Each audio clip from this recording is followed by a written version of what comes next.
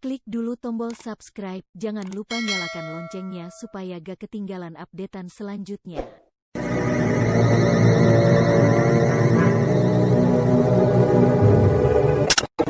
Misteri Nini Pelet kali ini mempersembahkan episode ke-20 dengan judul Asmara Berdarah. Naskah karya Ari Hidayat, teknik dan montase Moko Gondrong, dengan sutradara Dian Pertiwi. Asmara Berdarah, suatu kisah tentang bertemunya kembali Nilam Cahya dengan ibunya setelah lama berpisah, di mana akhirnya Nilam Cahya harus kehilangan ibunya akibat perbuatan siluman yang menghendaki gagalnya perkawinan Nilam Cahya dengan Restu Singgih. Dalam seri yang ketiga ini didukung oleh Bambang Jeger sebagai Restu Singgih, Hana Pertiwi sebagai Nilam Cahya, Novia Mandagi sebagai Nyai Imas, Naryo sebagai Amang Ula, Indrawati sebagai Bibi Sarbini, Nanang sebagai Bujangga, dan Eni Budiono sebagai Endang Laras, dibantu oleh Diki dan Salman. Pengantar cerita Eli Kusuma. Selamat mendengarkan.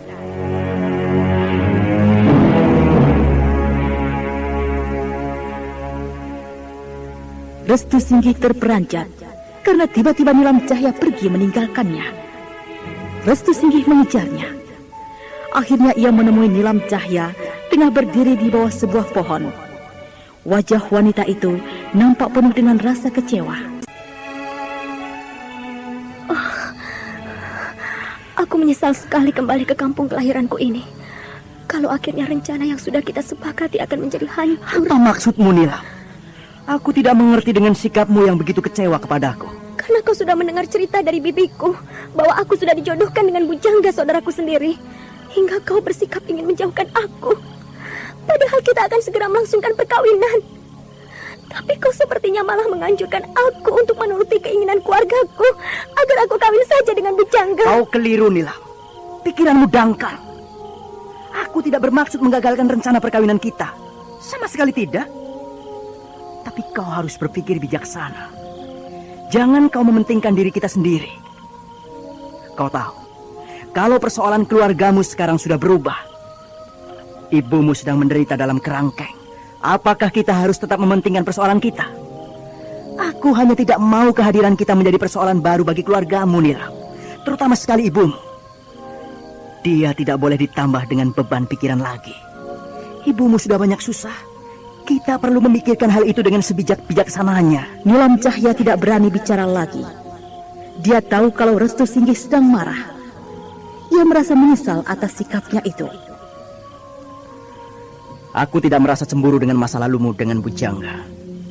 Ketika itu pun kita belum saling kenal dan bertemu. Kukira persoalan kita harus secepatnya dimusyawarahkan dengan keluargamu. Terutama sekali, kita harus menemui ibumu. Aku tidak mempunyai hubungan istimewa dengan Bujangga selain hubungan saudara. Aku memang sering pergi jalan-jalan bersama. Baiklah, aku akan bercerita sedikit tentang masa laluku. Dulu, aku pernah... Pernah apa? Menjalin hubungan asmara? Ceritakan. Jangan malu-malu atau takut kepadaku. Aku malah lebih senang kau cerita apa adanya, agar tidak menjadi masalah nantinya. Aku tidak mau kehadiranku menjadi persoalan di mata keluargamu. Aku pernah merasa sepi sekali dalam diriku. Hingga suatu hari, Bujangga mengajakku pergi ke suatu tempat. Nilam, beberapa hari lagi, kau akan berangkat meninggalkan kampung ini. Tentunya selama penggembaraanmu, memakan waktu yang tidak sebentar. Aku pergi menunaikan amanat almarhum kakekku, Ki Gedeng Mukti. Aku harus mencari kuburan leluhurku yang bernama Ki Buyut Manguntapa. Kukira kepergianku akan sangat lama. Tapi Nilam, kau jangan sampai melupakan aku, juga kampung halamanmu. Aku sebenarnya berat sekali berpisah denganmu, Nilam. Kenapa begitu, Bujangga? Bukankah ini demi kepentingan diriku, juga keluarga kita? Bukan itu maksudku, Nilam. Tapi, bisakah kau selalu mengingat aku, tidak melupakan aku? Aku akan setia menunggumu, Nilam. Walau kita saudara, tapi aku ingin kau akhirnya menjadi istriku. Bujangga. Oh, aku tidak mengerti kalau perasaanmu selama ini sampai ke situ. Tapi ku harap kau mengerti, Nilam. Aku akan setia menunggu sampai kau kembali, Nilam. Aku akan berusaha, Bujangga. Begitulah Restu. Itu pun hanya satu kali. Hanya waktu itu saja aku bicara dengan perasaan terbuka. Dan aku sendiri pun baru tahu kalau ternyata Bujangga mencintai aku. Dia meminta aku menjadi istrinya. Tapi hal itu dijadikan harapan oleh Bujangga sampai sekarang, Nilam. Sepertinya dia sangat mencintaimu. Buktinya, setelah aku dengar cerita bibimu, Bujangga masih setia menunggumu. Tapi itu tidak mungkin. Kini persoalannya lain, Restu. Kau harus membicarakan semua ini dengan baik-baik pada ibumu, juga keluargamu. Carilah waktu yang tepat. Jangan dalam keadaan yang tidak menyenangkan. Aku akan menuruti keinginanmu.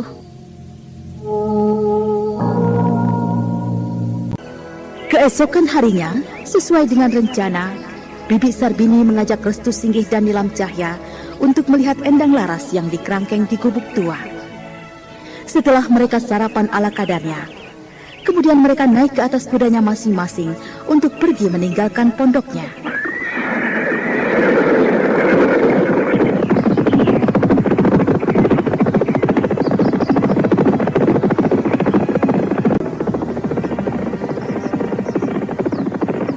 Bibi Sarbini, bagaimana keadaan di gubuk tua itu? Tempat itu dijaga oleh beberapa orang, Nilam. Apa kita akan diizinkan masuk? Iya, tapi jangan coba-coba kita bermaksud akan membebaskan ibumu, Nilam. Mereka bisa marah. Seluruh penduduk kampung ini bisa marah. Aku tidak akan bertindak gegabah, Bi.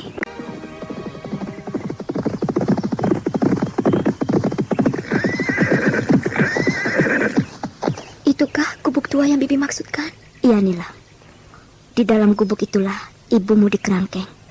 Lihat, di sekitar halaman gubuk itu ada sekitar 9 orang berjaga-jaga. Iya, mereka penduduk kampungku, Restu. Ayo, kita turun dari kuda kita. Setelah turun dari kudanya masing-masing dan menambatkannya, Bibi Sarbini, Restu Singgih dan Nilam Cahya kemudian melangkah ke halaman gubuk tua itu. Kehadiran mereka disambut oleh penjaga-penjaga tempat itu, terutama 2 orang laki-laki yang bertubuh besar dan berwajah sangar. Mereka lebih dulu menghadang kedatangan ketiga tamunya. Nyai Sarbini, kau datang dengan siapa? Siapa mereka itu? Kalau dengan anak muda yang satu ini, kalian tidak mungkin mengenalinya. Tapi kalau dengan wanita yang berdiri di dekatnya itu, kalian pasti tidak akan lupa wajahnya. Apakah kami tidak salah lihat? Bukankah kau adalah Nilam Cahya? Iya, kau Nilam Cahya, putri almarhum Awan Mukti yang sejak lama pergi meninggalkan kampung ini. Iya, aku Nilam Cahya. Aku putri almarhum Awan Mukti, kepala kampung ini yang sangat kalian hormati dulu. Kini aku sudah kembali, dan aku ingin melihat keadaan ibuku yang kalian kerangkeng di dalam gubuk itu. Silakan. Bibi Sarbini, Nilam Cahya dan Restu Singgih kemudian melangkah masuk ke dalam gubuk tua. Para penjaga gubuk itu memandanginya sambil saling berbisik membicarakan kehadiran Nilam Cahya yang sangat mengejutkan mereka. Ini bisa celaka. Kehadiran Nilam Cahya seperti makhluk siluman. Kita harus melaporkan pada Amang Ula atau Nyai Imas. Ya, kita harus cepat melaporkannya. Ayo.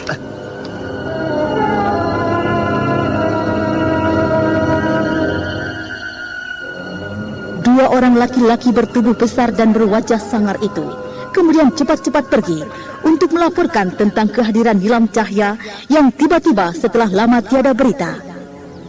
Sementara itu Nilam Cahya nampak tengah berdiri di hadapan kerangkeng. Wajahnya sendu, sorot matanya penuh keprihatinan. Ia tengah memperhatikan seorang wanita buta yang duduk di balai-balai yang ada di dalam kerangkeng. Tubuh wanita itu kurus, wajahnya pucat, pakaiannya lusuh dan compang-camping. Wanita itu tidak lain adalah Endang Laras, ibu Nilam Cahya. Sementara Bibi Sarbini dan Restu Singgih memperhatikan dari kejauhan. Nilam Cahya sekali lagi melangkah. Tangannya memegang kayu kerangkeng. Ibu rasanya tidak percaya. Ibu bahagia sekali kau sudah kembali. Wajahmu masih bersih. Ibu yakin, Nilam, kamu kini bertambah cantik. Sayang, kini ibu sudah buta. Ibu tidak bisa melihatmu lagi. Maafkan saya, Ibu. Maafkan anakmu. Ibu bahagia, Nilam. Kamu tidak perlu menangis. Ibu tahu kamu sedih karena melihat keadaan ibu yang sudah berubah. Jangan menangis, Nilam.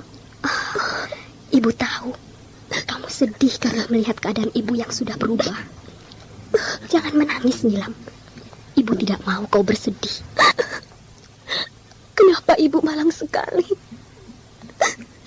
Saya bersalah kepada ibu. Saya sangat lama meninggalkan ibu. Saya telah menyanyiakan ibu. Tidak ada gunanya kau menyesali semua kejadian yang ibu alami. Semua sudah ibu terima dengan pasrah. Yang penting, kamu baik, Nilam. Ibu senang sekali dengan kehadiran kamu. Kapan kau kembali? Saya sudah hampir 3 hari, Ibu. Saya tinggal di Pondok Bibi Sarbini. Kau datang sendiri? Tidak.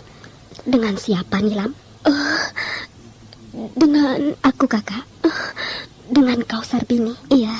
Kalian hanya berdua saja. Bagaimana, Bibi? Maaf, Bibi Sarbini. Biarlah. Rahasiakan dulu kehadiran saya. Saya tidak mau menjadi beban pikiran ibumu, Nilam. Bukankah ibumu sangat mengharap kehadiranmu? Karena keluargamu memang sedang menunggu-nunggu kedatanganmu. Apa maksud Nak Restu? Saya belum mengerti. Nanti saja saya ceritakan. Saya belum bisa cerita dalam suasana begini. Ada apa dengan kalian? Kenapa kalian berbisik-bisik? Aku sepertinya mendengar ada suara laki-laki di ruangan ini. Tidak, Kakak. Tidak ada laki-laki di sini. Benarkah begitu, Sarbini?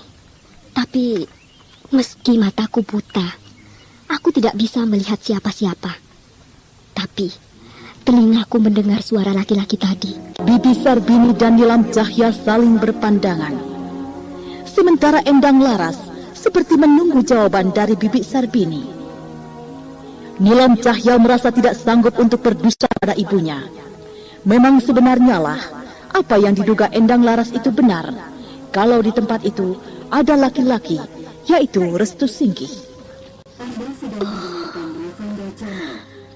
Maafkan aku, Ibu. Aku terpaksa harus berbohong kepadamu. Karena aku tidak ingin kau mengetahui kehadiran Restu, calon suamiku. Semua akan menjadi persoalan baru dan beban pikiran ibu jika ibu tahu nantinya. Benarkah apa yang kalian katakan tadi? Benarnya, Imas. Kami menyaksikannya sendiri. Nilam Cahya datang bersama Nyai Sarbini dan seorang anak muda. Celaka. Bagaimana menurutmu, Amaula? Kenapa jadi kelihatan bingung, Nyai Imas? Bukankah sesuatu yang wajar kalau Nilam Cahya itu kembali ke tanah kelahirannya ini? Ini kampungnya sendiri. Kenapa harus diributkan dengan kehadiran Nilam Cahya itu, Nyai? Gadis itu sudah tidak akan bersuara lagi. Nah, sekarang kalian berdua pergilah. Nanti aku akan memanggil kalian lagi jika ada tugas untuk kalian. Baik, kami permisi, Nyai. Aku takut gadis itu menuntut balas dengan cara apa saja. Karena dia pernah sakit hati.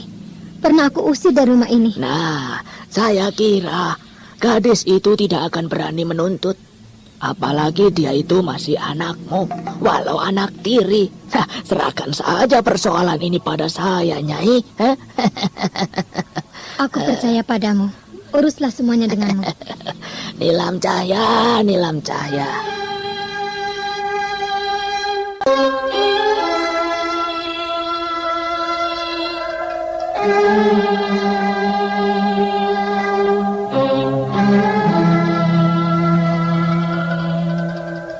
Bagaimanakah kisah selanjutnya?